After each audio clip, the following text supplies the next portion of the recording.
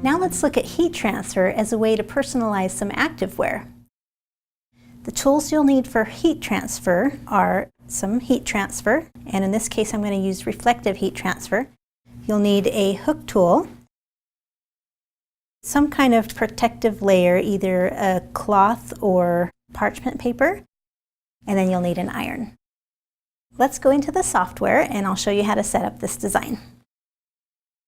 So I've already measured the area I want to use on my exercise pants, and I've resized this design to fit that area. And for heat transfer, you always want to mirror the design because you're going to be cutting the back side of the heat transfer and then flipping it over to apply to the pants. So to mirror, you can go to Object, Mirror, and flip horizontally. The other way you can do it is to right-click to bring up this pop-up menu and choose Flip Horizontally. In the page setup panel, my heat transfer is 9 inches wide, and this design is almost 9 inches, and so I want to be able to use that full 9-inch width. So I'm going to go ahead and use my mat, and I'll set my width to 9 inches wide and 3 inches high. That is the size I'm going to cut my heat transfer. So let's center this to that page I've set up. You could use the roll if you needed to, if you want to cut directly from heat transfer roll, but just for this instant I'm going to use my mat. Let's go to set this up in the send panel. We want to use the material is heat transfer reflective. My action is cut, and I do want to use the auto blade. So I have my heat transfer already cut, the 9 inches by 3 inches. And you can actually use either side of your mat, just as long as you are lining it up vertically. And you put heat transfer always goes glossy side down, dull side up. And I'm still using the mat, and my rollers are adjusted for the mat.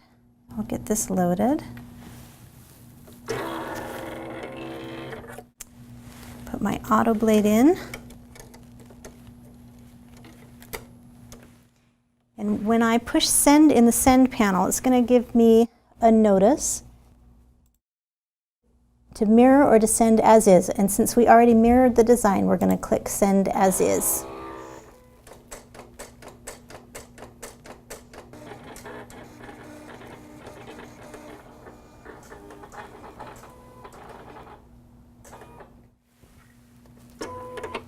Okay, we'll unload that and take it off the mat. And then we'll just use the hook tool to weed away all of the material we don't want to stay onto the liner.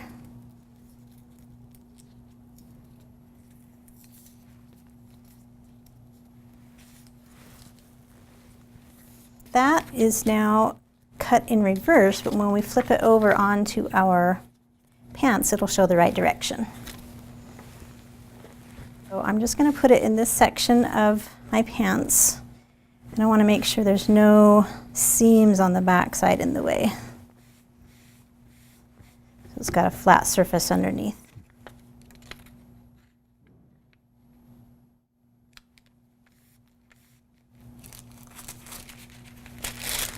You just need some kind of protective layer. This is parchment paper, and I'll just iron that on. And it goes for about 45 to 60 seconds.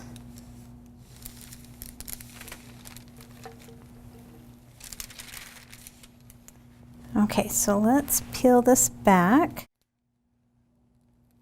And the heat transfer should just stay right there on the fabric. And if any of it does pull up with the liner, you can just place it back down and iron it some more.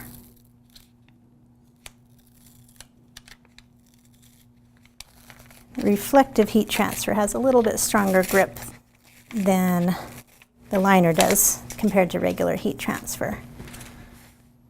And then if you need to smooth that out just a little bit with an iron, you can. Just make sure you're always covering heat transfer that's already been applied, so you're not ever ironing directly onto heat transfer.